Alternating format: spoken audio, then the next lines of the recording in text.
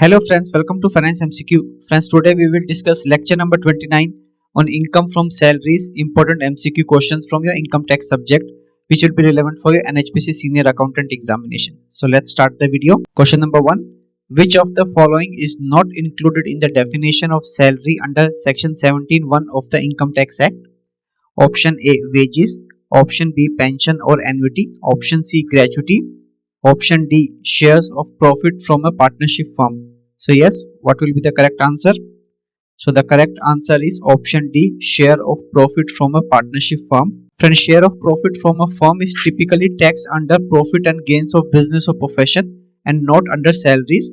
The employer-employee relationship is essential for an income to be classified as a salary.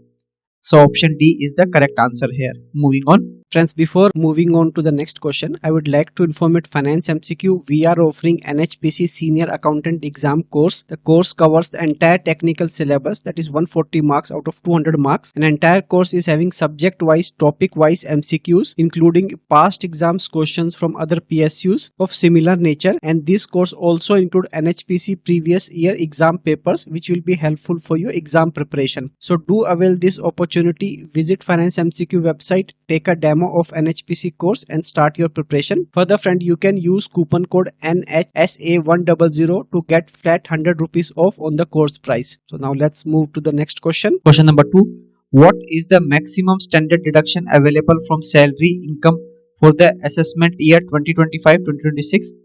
Option A 40,000, option B 50,000, option C 75,000, option D 30% of gross salary.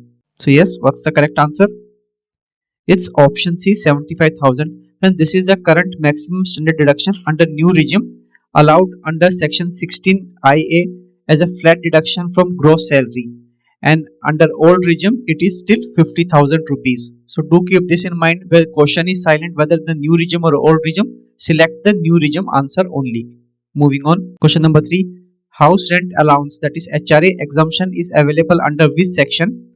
Option A section 10 bracket 5, option B section 10 bracket 10, option C section 10 13A, option D section 16 bracket 2. Yes, what's the correct answer? It's option C section 10 bracket 13A, and this is a specific section that governs the exemption for house rent allowance. Section 10(5) is for LTC and section 10(10) is for gratuity. Moving on. Question number 4. For a non-government employee covered by the Payment of Gratuity Act 1972, what is the maximum amount of gratuity exempt from tax? Option A rupees 10 lakh, option B rupees 15 lakh, option C rupees 20 lakh, option D no limit. So yes, what's the correct answer? It's option C rupees 20 lakh, and this is the current statutory limit for tax exempt gratuity for employees covered under Payment of Gratuity Act 1972. Moving on. Question number 5. Mr. A government employee, received entertainment allowance of rupees 12,000 per annum. His basic salary is rupees 5 lakh. What is the amount of deduction he can claim under section 16 bracket 2? Option A rupees 12,000, option B rupees 5,000, option C rupees 1 lakh, option D nil. So pause this video, take a moment, think about it and then answer. So yes, the correct answer is option B rupees 5,000. Friends, the deduction for entertainment allowance for a government employee is least of the following: actual amount received, that is 12,000, or statutory limit rupees 5,000, or 20% of basic salary, that is 20% of 5 lakh, which comes to 1 lakh. So the lowest of these three is rupees 5,000. So option B 5,000 is the correct answer here. Moving on. Question number 6. The value of rent-free unfurnished accommodation provided to an employee in a city with a population of 15 lakh is: option A 7.5% of salary, option B 10% of salary, option C 15% of salary, or option D 20% of salary. So yes, what will be the correct answer here? It will be option B 10% of the salary. Friends, for cities with a population between 10 lakh and 25 lakh as per the 2001 census, the perquisite's value is 10% of salary. So option B is the correct answer. Moving on. Question number 7. Which of the following is considered a perquisite under section 17 bracket 2? Option A dearness allowance, option B leave travel concession, option C use of a motor car owned by the employer, option D bonus. So yes, what will be the correct answer?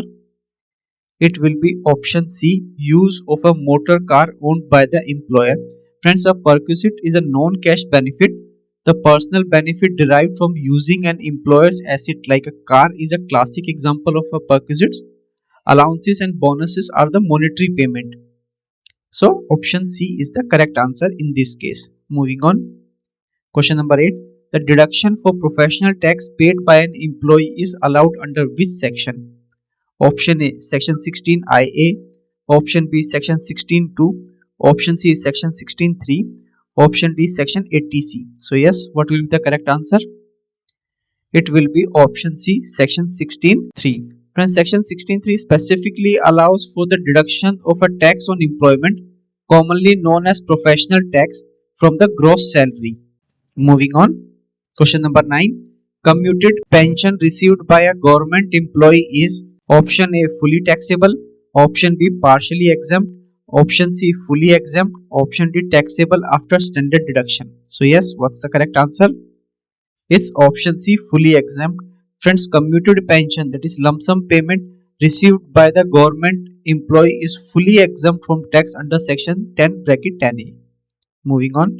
Question number 10. What is meant by profit in lieu of salary under section 17(3)? Option A, any payment received by an employee from his employer in place of his regular salary. Option B, the annual bonus received by an employee. Option C, the value of any non-monetary perquisite. Option D, employer's contribution to a provident fund. So yes, what will be the correct answer here? It will be option A, that is any payment received by an employee from his employer in place of his regular salary is profit in lieu of salary, and this term covers payment received in connection with termination of employment or modification of its terms such as retrenchment, compensation. Moving on. Question number 11. An employee receives a leave encashment at the time of retirement. He has 10 months of earned leave to his credit. The exemption under section 10(10)(a) for a non-government employee will be least of the 4 limits. Which of the following is not one of those limits? So do read this question again, very important one. Option A, actual amount received. Option B, rupees 3 lakh, that is statutory limit. Option C, 10 months average salary. Option D, 15 months average salary. So here the two options, that is option C and option D, are somewhat similar, just the month are different. So answer has to be amongst these two only. So the correct option is option D, 15 months average salary. Friends, the calculation is kept at 10 months average salary and not 15 months. The 4 limits are actual amount, statutory limit, 10 months average salary, and cash equivalent of leave to credit. So I hope it is clear. Moving on. Question number 12. Employer's contribution to a recognized provident fund is exempt up to option A, 10% of salary, option B, 12% of the salary, option C, 14% of the salary, option D, no limit. So yes, what will be the correct answer? It will be option B, 12% of the salary. Friends, employer's contribution to a recognized provident fund is exempt up to 12% of the salary. Any contribution above this limit is added to the employer's taxable salary. So option B is the correct answer. Moving on. Question number 13. For calculating HRA exemption, salary includes, very important one and very basic questions. Option A, basic salary only. Option B, basic salary plus dearness allowance, part of the retirement benefit, plus commission if a fixed percentage of the turnover. Option C, basic salary plus all allowances. Option D, gross salary. So yes, what will be the correct answer? It will be option B, that is basic salary plus dearness allowance if part of the retirement benefit, plus commission if a fixed percentage of turnover. And this is the precise and specific definition of salary used for the purpose of calculating HRA exemption. Moving on. Question number 14. Relief under section 89(1) is available for option A, arrears or advance of salary, option B, income from house property, option C, capital gain, option D, winning from lotteries. So yes, what will be the correct answer? It will be option A, arrears or advance of salary. Friends, this section provides relief from the higher tax burden that can arise from receiving arrears or an advance of salary in a single year by allowing the tax to be calculated as if it were received in the year to which it pertains. So option A is the correct answer here. Moving on. Question number 15. An employee is provided with a car. Engine capacity is 1.8 liters owned by the employer, which is used for both official and personal purposes. All expenses are met by the employer. The taxable value of this perquisite is option A rupees 1800 per month, option B rupees 2400, option C rupees 2700 per month, option D 3300 per month. So you need to know the perquisite limit here. So yes, what will be the correct answer? It's option B rupees 2400 per month. Friends, for car with engine capacity exceeding 1.6 liters used for mixed purpose where employers pay expenses, the specified perquisite value is rupees 2400 per month. So try to remember this amount limit. Moving on. Question number 16. For a non-government employee who is not covered by the Payment of Gratuity Act, the exemption on gratuity is the least of the three limits. One of the limit is calculated as half month's average salary for each completed year of service. What does average salary include here? Option A, average of last 10 months basic salary. Option B, average of last 10 months gross salary. Option C, average of last 10 months basic salary plus TA if part of retirement benefit. Option D, average of last 10 months basic salary plus DA if part of retirement benefit plus commission if fixed percentage of turnover. So we have already covered this question previously also. So yes, what will be the correct answer? It's option D, average of last 10 months basic salary plus DA plus commission. Moving on. Question number 17. Medical insurance premium paid by an employer for an employee is A, a taxable perquisite in all cases. Option B, an exempt perquisite. Option C, eligible for deduction under section 80D in the hands of the employee. Option D, partially taxable. So yes, what will be the correct answer? It will be option B, an exempt perquisite. Friends, medical insurance premium paid by the employer on behalf of the employee is a tax-free perquisite and is not added to the employee's taxable income. Moving on. Question number 18. Compensation received on voluntary retirement, that is VRS, is exempt under section 10(10)(c) up to a maximum of option A rupees 2.5 lakh, option C rupees 3 lakh, option C 5 lakh, option D 10 lakh rupees. So yes, what will be the correct answer? It will be option C 5 lakh rupees. Friends, this is the prescribed maximum statutory limit for tax exemption on compensation received under a VRS. Moving on. Question number 19. An employee receives a gift voucher worth rupees 7,000 from the employer on his birthday. The taxable amount of this perquisite is option A nil, option B rupees 2,000, option C rupees 5,000, option D rupees 7,000. So yes, what will be the correct answer? It will be option D rupees 7,000.